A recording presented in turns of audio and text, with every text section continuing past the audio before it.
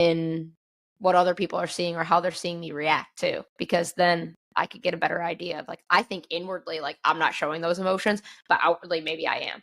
So I think just to sum this one up, working on that mental side of your game, which shout out, we just did a podcast on that, how you can kind of tiptoe around that perfectionism, bust through the door and try to get rid of it so that you can focus on your progress. So if you haven't listened to that, make sure that you highlight that one.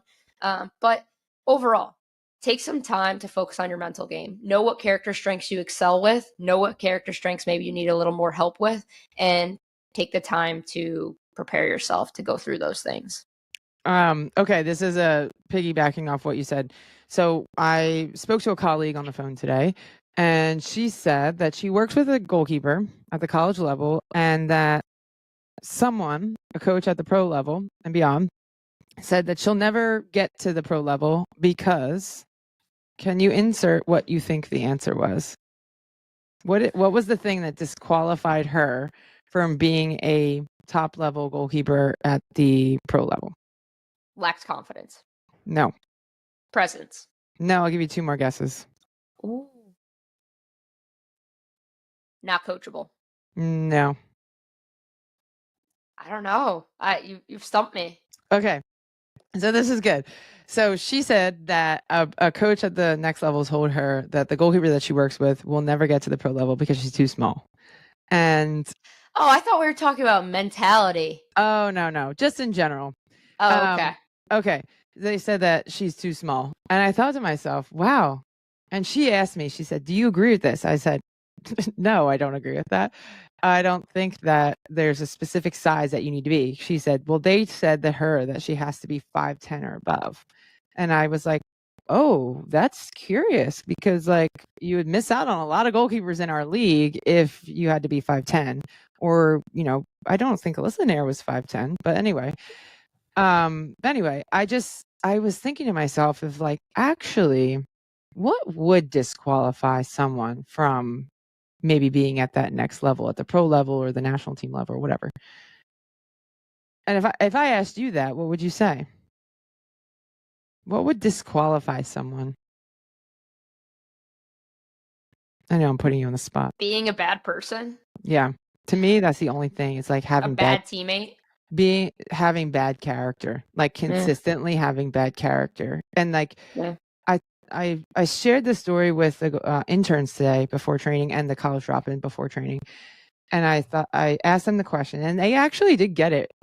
They did get the size thing. One of the 4 of them said it. And I asked them, what would disqualify you? And they said, being a bad teammate. And I was like, yeah, you're having, displaying consistently bad character is definitely a disqualifier for me. And I said to them, I want you to not share. I said, don't share out loud, but I want you to ponder what your greatest insecurity is, because we all have them. We all have them. As a goalkeeper or as a person, is like, what is your greatest insecurity? And they thought about it. And I said, no, it's never going to disqualify you from being the goalkeeper or person that you want to be. And whatever, you're not fit enough, you're not fast enough, you're not this, you're not that. That's never going to disqualify you from being the goalkeeper and unlocking the potential that you have, or being the best person that you can be. The only thing that ever can disqualify you is you showing up with bad character. And it just to piggyback off your point of like the mentality piece, is like, you guys can improve on whatever you work on, but you can't unless you display good character, right? I'm not talking about being nice and kind. It is part of it, but I'm talking about being resilient. I'm talking about displaying grit. I'm talking about determination, talking about courage and bravery and wrestling with your identity when you make mistakes, right? It's not about just, oh, I need to be nice to you. No, it's about being so gritty, so gritty. Yeah. And also being a great teammate is very important too. Like, there's a moral performance and there is there's moral character and there's performance character. Moral character is really important, but performance character is equally as important to those things, right? I want to be a good person from around other people, and I want to be the best person to myself. That's what character means for me, right?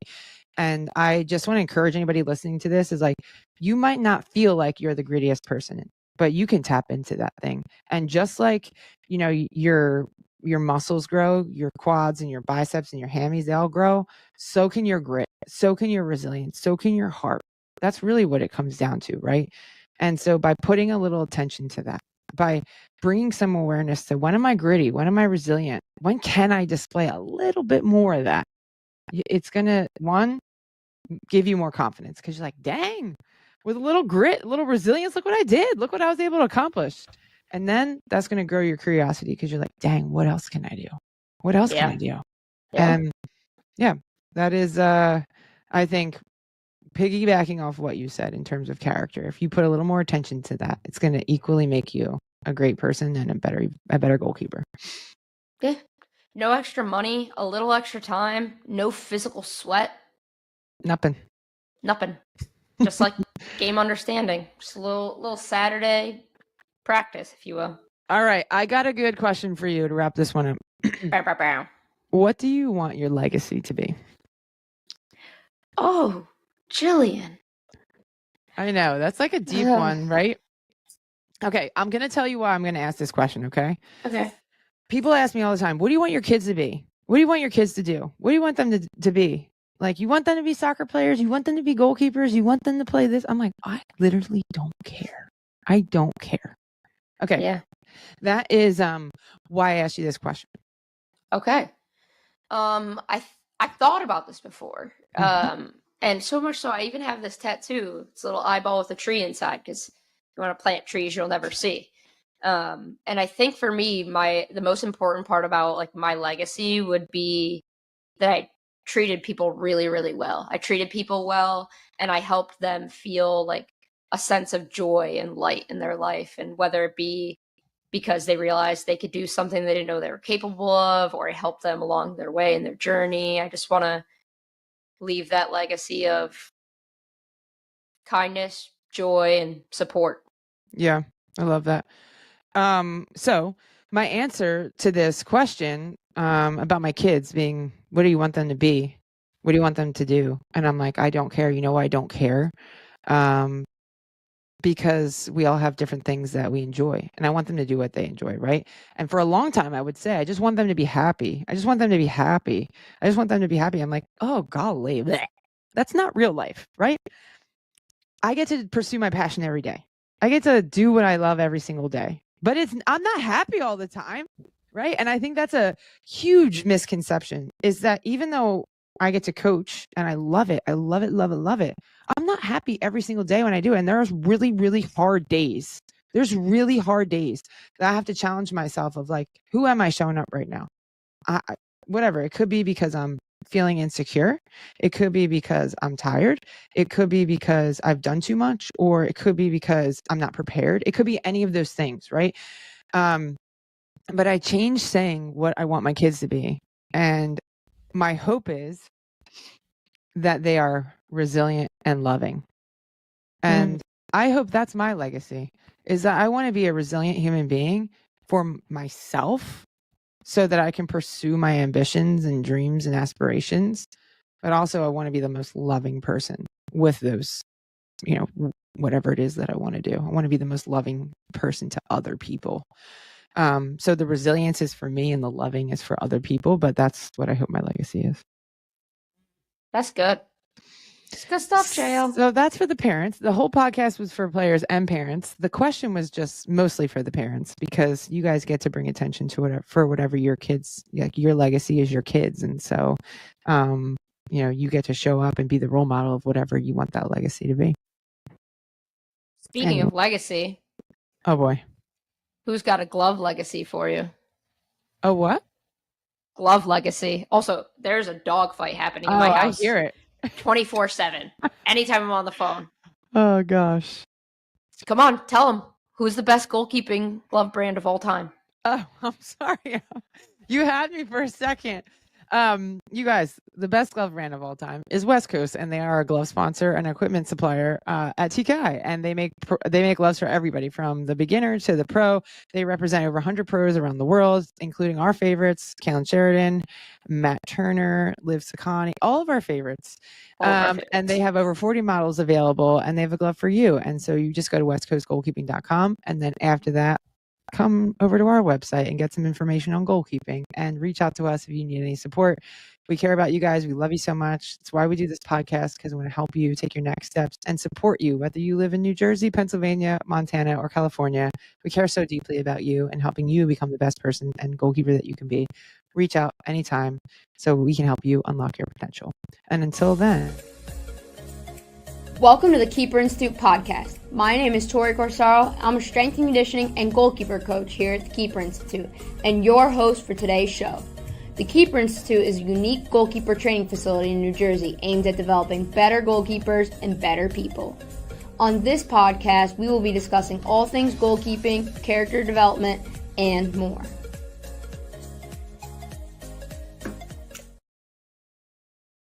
Welcome back to another episode of the Keeper Institute podcast. Oh, get We've funky arrived. with it, you know? We've arrived. Get funky. I feel like, like the red carpet comes out for people to make an entrance. That is our entrance. Air horn. Yeah. I feel like we should also show up to camp with the air horn. Jill and Tori are here. We could do that 100%. Yeah. Let's make it happen. We got 1 week. Yeah, less than 1 week, really. Yeah, wild. That crept up on us. Yeah. All right, you guys. This is going to be our last podcast for a little bit. We're going to take a break in July. And this is a good one to wrap up with because it's for everybody. Anybody with a pulse, I think, can relate to some of the things that we're going to talk about today. And if you don't know, I recently competed in TST, which is the soccer tournament, which is a tournament in North Carolina where you play 7v7 and you compete for $1 million. And we won. Spoiler alert. Yeah, we champion won. Right here, baby. Let's go. Yes. So I thought it would be a good idea to share some of my key takeaways from the tournament and share it with you guys as you delve into your summer training program, as you prepare for the fall, as you ponder what your next level is that you want to get to, as you think about maybe some of the ambitions and goals that you have for your life or your career or all of it. And I think that these three things will help you and potentially maybe change your perspective or give you a different perspective about what's actually important. So, did you watch the final, Tori?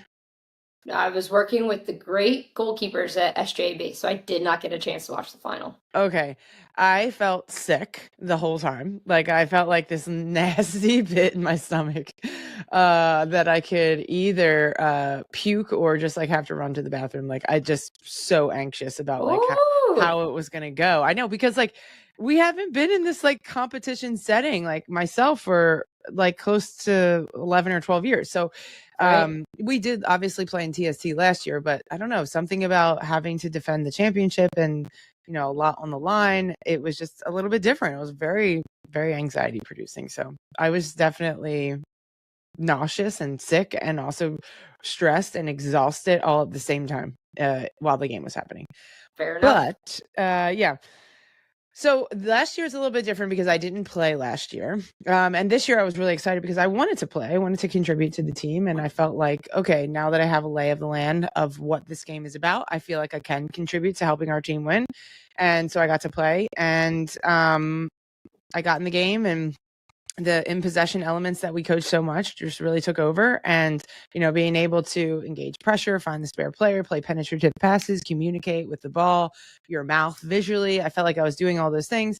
And then we conceded possession in the middle of the field. And I was in a very, very preventative position off my line. And I was in an angle to support the attack. And we concede possession. And immediately they play a long pass in behind our back line. And me with the preventative mind that I have, I'm I can impact that. So I came off my line. I rushed off my line as quick as my almost 40-year-old body could move. And I quickly realized that I was going to have to emergency slide tackle. So I was prepared. I was all right, I'm going to ground. I'm going to go with my right foot. I'm going to take a touch, get a touch in before the attacker. And as I'm running out, I'm realizing, oh, bleep, I can't slide tackle in this game. And so I had to stop because if I would have slid tackle in that moment, I probably would have got a red card because you're just not allowed to slide tackle outside the box as a goalkeeper. And so she dribbled around me and she scored and it was embarrassing. And that was the only goal that we conceded in that game. And I was like, really upset with myself because I know better. I shouldn't have gone. I should have just retreated. And then thinking back, I'm like, retroactively, I'm like, man, this goal is so small. She wouldn't have been able to clip it over top of my head and then get it back down under the bar in time. And anyway, for about 30 seconds, I wrestled with it and I was like, oh my gosh, I'm so mad at myself. And then I let it go. And I had to finish playing the remainder of the time, and went in TST time and had to play. And I recognized in that moment is like, wow, I'm embarrassed. Not because like I care what people think about me, but mostly my family and stuff. Like my kids have never seen me play before. But also I realized that like if I continued down that path of blaming myself and being angry at myself, that I wasn't going to be able to provide the best play that I could for my team going forward. And I think before, like when I played for real, I was always so afraid of making those mistakes. And I was always so afraid to take risks. And I was always so afraid to gamble. And it felt really freeing, even though it was just the TST tournament. It felt really freeing to be able to step on the field and be brave and take risks and maybe interpret the position a little bit differently, especially in possession than maybe some of the other goalkeepers were. And I was really proud of myself after the game. Yeah, I was upset that I conceded that goal, which I think is fair and my honest truth, even though, don't have the body that I did when I played. I might have a sharper mind, but my legs aren't as fast and I'm not as strong as I was when I played. Right. So showing myself grace in that regard. But after retrospection and going to bed that night, I woke up and I realized like, I'm really proud of myself for, one, taking risks and being brave, because when you are brave, you don't know the outcome, right? You don't know if it's going to work out for you or not. And number two, I was proud of myself for not going down a deep rabbit hole of I'm a terrible human being, I'm a terrible goalkeeper, and my team hates me and they're so mad at me and I'm never going to play again. And I, the next day when I woke up, I had a better perspective of like, wow, I should give myself a little more credit because I'm stronger mentally than I used to be. And I'm stronger mentally than sometimes I potentially give myself credit for. I don't know if you've had any of those like key findings for yourself, like in ways that you've stretched yourself, but I think it gave me a lot more confidence in outside of the lines of like, okay, I am resilient and I am brave and I'm going to continue to be brave because that feels like it's in alignment with who I am. And when I make a mistake, I am mentally strong enough to recover. I mean, it's amazing. That's why we do this podcast. That's why we do what we do at TKI, is because we want people to be able to have that hindsight, but in front of them, instead of have to look back when they're our ages and be like, man, they were right. Like, I wish I kind of like had that mental resilience or could give myself that kind of grace or have understanding of like the fact that bravery, I don't know the outcome. I just have to be brave and be okay that it might go this way or that way. I think that that's such a great lesson as to why we're doing what we're doing right now. Mm-hmm. Okay, number two. So number one was that I'm stronger than I give myself credit for, and I'm braver than I give myself credit for, and I can recover from any mistakes. Number two was a lot of introspection back to like when I played. So when I was a kid, I started playing and, we lost every game like 6-0 that year and we were so bad, but like I loved it because I just loved goalkeeping. Like I felt comfortable. I felt myself. I felt like, wow, I'm like decent at this. Like, and it feels good to be good at something. Right. For sure. And I think, reasons why people play the game is a lot different, and that's okay. And I realized at the end of this tournament that competition and like competing and winning doesn't really fulfill me. And I think I've always known that. But I, especially after this tournament, was like, I don't feel the need to compete with anybody else. Like, I don't feel the need to like feel whole through competition. And I like competing. Like I like, Marie and I will literally compete to see who can fold as many socks, who can fold more, right? But it doesn't fulfill me and it doesn't make me any more valuable or worthy if I win. And it doesn't make me any less than if I lose. I like the joy of competing and pushing yourself and stretching yourself, but it doesn't make me feel any different at the end of the game. I can be, proud because X, Y, and Z, but it doesn't necessarily just like lean on winning. It's awesome that we won and it's awesome that we went undefeated in the tournament, but it also doesn't make me feel any different. Like I still slept the same. I still got up the same the next day. I still valued myself, even if we would have won or if we would have lost. And I think for me, like, it was a real good moment for me to understand, well, what is fulfilling about these opportunities? And I think it was reflecting back on my playing career and reflecting back on this, I realized that I really like to do stuff with people. Like, I really like to compete with people and the camaraderie and the teamwork of it all, and like the friendships and the relationships. And that drives me to be my best. And like, even when I'm thinking about recovering from some of my my injuries on the national team, I broke my hand. Like, I remember getting on the treadmill and having pictures of my teammates on the treadmill, because that was what was that drove me to come back, because I wanted to be able to do it with them. I wanted to be able to compete alongside of them.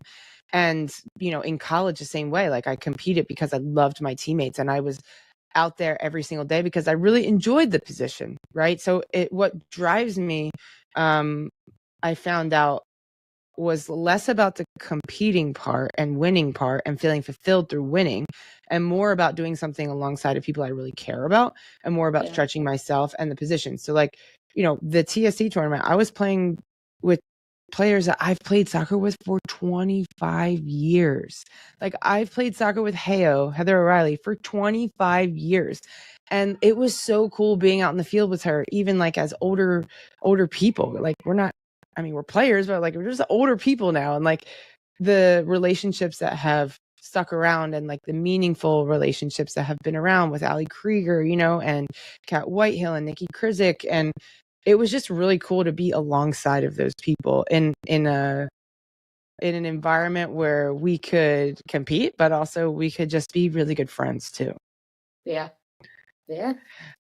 And snaps. And I think subconsciously, that's like my favorite thing about TKI as well. Like the relationships with people, like the relationships that like you and I have established through our time here at TKI. And like, obviously we're so passionate about goalkeeping. We're so passionate. Like, I'm obsessed with learning, and I'm obsessed with helping people find their own potential. And, one of the goalkeepers that we work with just got called up to the futures camp, and I was like, got on the phone with her, and I'm like, I'm so happy for you, I'm so proud of you, but like, just because you did this doesn't change how proud I am of you every day. Like, I've been proud of you because you stretched yourself and you put yourself in uncomfortable situations, and you continue to be your best person, the best person you can be every day. And that's like what makes me proud. And like, you getting called up is just a byproduct, but like, that's so fulfilling, right? Like, it's not about if she gets on the team and they win their game. It's more about who she's becoming through the process, Anyway. This might be my favorite point, but I feel like after I hear point number 3, I might say that that's my favorite point. So I don't know. You're the gift that keeps giving, Jill Loyden. Okay. The last thing I learned, besides that I'm stronger than I think I am, and what actually fulfills me and what drives me forward, is that I learned at the end of a game, you put all the pieces back in the box. And in TST, in soccer, when I play Monopoly with my kids or go fish, like, at the end of it, you just put all the pieces right back into the box, and that's it. Like, I remember like playing games. I am still a big gamer. Like, I'm a board gamer. I'm a card gamer. I like to play. Confirm. Yeah, I like to play games. And again, because you're with someone else, right? You're like having good conversation, you're chatting, you're having fun, the banter, all of it, right? I like that. But at the end of games when I was a kid, whether you were playing Trouble or Sorry or Parcheesi, like, I might say I win or I might lose, but guess what? You put all the pieces back in the box, you put the box back on the shelf, and life goes on. And whether you win, whether you lose, the hope is that you enjoyed it, right? And I think that's something that Marie and I are trying to teach our children, is that you don't have to necessarily be the best basketball player in order to play basketball. You don't need to, go out and practice 100 hours just so you can play pickup basketball for fun, right? Like, right. I am not going to become an expert go fish player, but we play because it's enjoyable and it's fun. And we don't always need to know what the ending is going to be for that game or that journey or that ambition, right? Like, as a young person, I had a dream to play on the national team when I was 10, and I didn't really think about it that much. throughout my career. It would have been great to get called in, but I didn't until I was like 24 or 25. And that was okay. Like I didn't really think about it. I just thought about what actually drove me to be my best. And it wasn't about fulfilling this goal, although it was there and it was a lofty ambition, right? It was more about how can I put myself in a position that I like myself. I really like myself, that I'm making choices that align with who I am as a person, and putting myself in a position to like, oh man, I really love this. And I'm not to say that like, it's not hard. It is hard. It is hard. But the enjoyable part of hard is being able to handle it the best that you can, right? And coming out on the other side, like potentially better for it. And yeah, at the end of TST, we did win, but the pieces go back in the box. And I woke up the next day and went right to camp. And I'm the same person I was then. I was the same person at camp as the day before when I won TST. And that it doesn't change anything, you know? Yeah. So yeah, those are my 3 like key learnings. It was such an enjoyable environment. It was so much fun.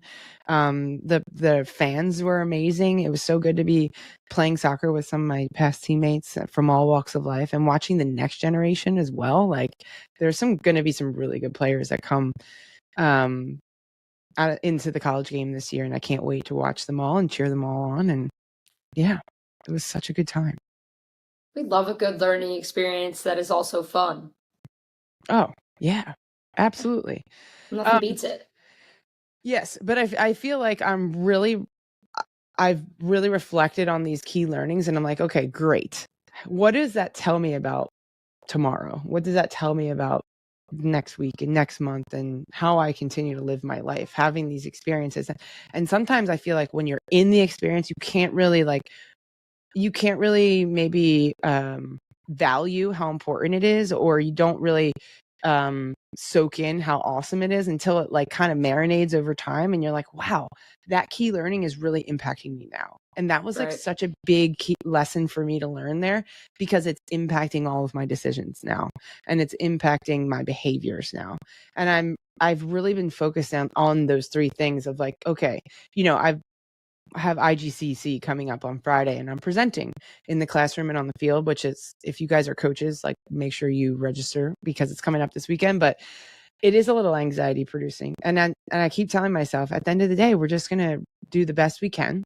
We're going to show people what our environment looks like, and that's our character. And it doesn't matter if the goalkeepers make the save or if they don't. It doesn't matter if I stumble over my words or if I crash and burn at the presentation, because I've done everything I can to prepare, and hopefully it goes well. But if not, I'm strong enough to deal with that.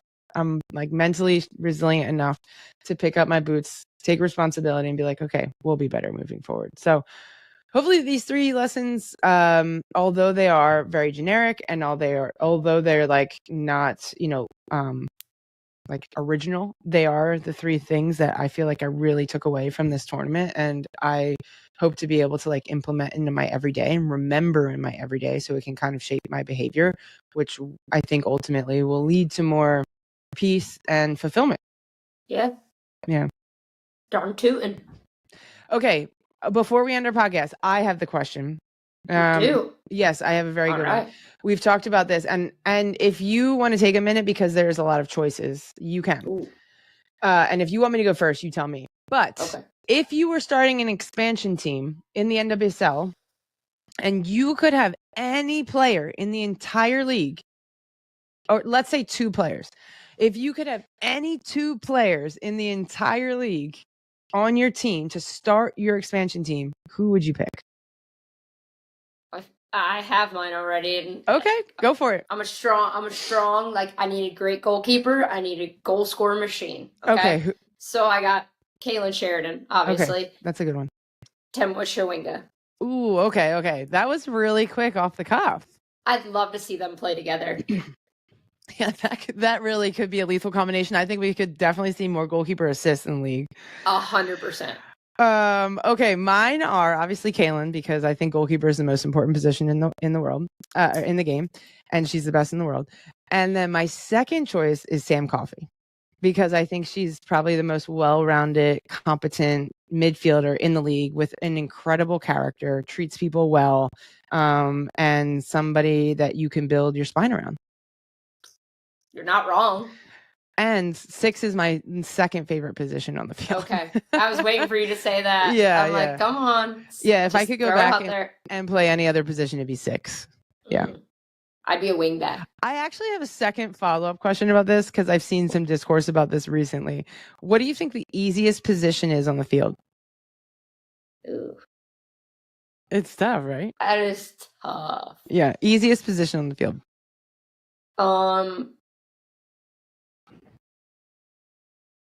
Easiest. I mean, it's definitely not goalkeeper. No. Although some people were saying that, I was like, what's wrong with you? I also don't think it's anyone in the width area because they got to run a lot. It is a lot of running. It's a lot of running. Mm-hmm. Your center mids are important. Your 6 is going to make or break you, I think, in build out and also in preventing shots. In transition, yeah. Your 10 is your playmaker. So depending on your style, I feel like I'm going to get a lot of hate for this, but depending on your style, it might be that hold up forward. It might be if I'm a hold up forward and I'm just setting it back to then run in. Yeah. But you need someone who's going to score goals. So you do. But you can get goals from 10s and from wingers. Yeah. Okay, I'm going to go with right back. I think right back is the easiest position on the field because typically on your left side, you get a little bit more flair. You get them to invert in central positions. You get them going up high, maybe being an auxiliary forward. So I'm going to go with right back. I feel like that's kind of a no-nonsense defense first kind of position. Yeah, you're not wrong. Anyway. You guys, we're so thankful that you joined us for this podcast. Hopefully you took something away. We're so thankful that you guys join us on a regular basis. If this is the first time you're listening, wow. Thank you so much for listening and trusting us with your 20 minutes of your time.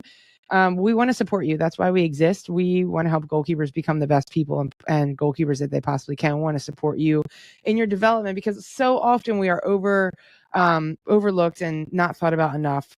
So if you need some support and you need some help in your journey, please let us know. Please reach out. We really, really care about you, whether you are here on a regular basis or whether you live in California and we get to see you once a year, or in Arkansas, we never get to see you. Please reach out. We want to support your development. Send us some of your film, whatever it is that you need. And also, we want to say thanks to our proud sponsor at West Coast. They are our goalkeeper glove and equipment supplier. They help everybody from the first day of goalkeeping to the pro level. They have 100 goalkeepers. They've got 40 different models of gloves. Make sure you guys check out westcoastgoalkeeping.com. And if you need a little bit more support and you're looking for a way to get connected with TKI remotely, we've got TKI University starting in 2 weeks, which is one of my favorite things that we do per year. We meet 3 times a month, 2 as a class, 1 individually. Our class sessions are about tech and mastering the mental side with Dr. Christiana Ogunsami. Tori, anything else to wrap up this season of TKI Podcast? Thanks for listening. We appreciate you, and we can't wait to catch you in the next season. Yeah, we'll catch you in a couple months, you guys. Bye. Bye. Yeah.